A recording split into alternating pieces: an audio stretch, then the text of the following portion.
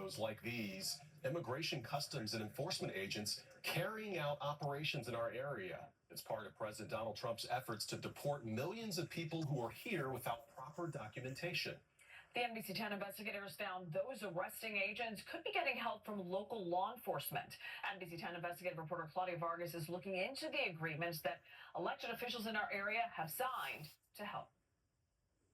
We've heard elected officials speak out. They can't gather on state land for operations. We do not cooperate with ICE in this manner. We're not going to be going out into the community to be doing that sort of immigration enforcement. Their communities will not cooperate with ICE. ICE raids in our community do not make us any safer, actually makes us less safe. But there are local elected officials who have agreed to help the immigration agency with arrests. Lansdowne, Delaware County isn't what you would call an ICE enforcement hotspot.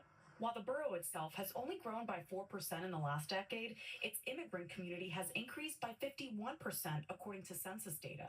With the country's current immigration policies, lifelong resident Lisa Evans is concerned about her neighbors. I think it's really sad that we have to look over our shoulders. Her feeling is bolstered by an agreement her local constable has signed with ICE. The agreement is known as a 287G task force model. It allows members of law enforcement agencies to act on behalf of ICE.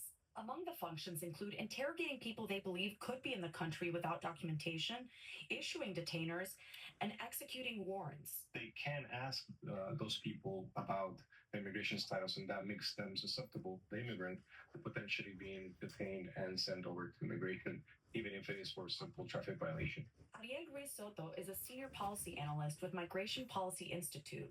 The task force model isn't new, but it was discontinued in 2012 so the Department of Homeland Security could utilize its resources elsewhere. The second Trump administration resurrected it. Ruiz Soto says DHS is relying on these local agencies to help them enforce federal immigration policy.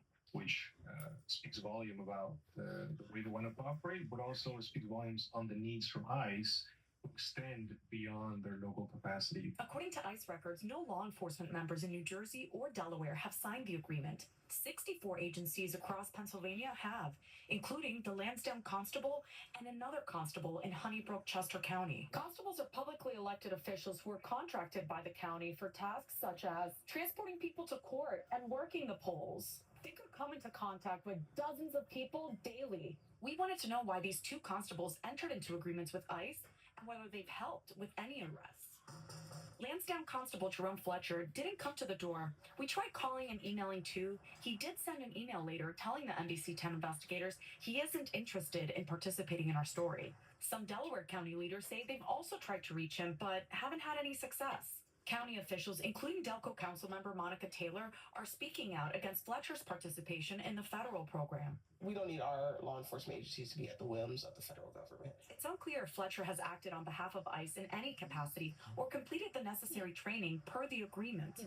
Records show he hasn't even finished training with the state to carry out his duties through his role as a constable. Constable David Jones also didn't come to his Chester County door. He later returned our phone call. He told us he hasn't heard from ICE since entering into the agreement in October. I'm curious as to why you signed up for it. That's when Jones hung up. Hello? He later texted, declining to comment further. One police department in Lancaster County told us that they've already had 7 arrests through one of these agreements, but the full totality of it is unknown. We reached out to ICE asking about the number of people detained, interrogated, and deported through one of these agreements, but have not yet heard back. For the investigators, Claudia Vargas, NBC 10 News.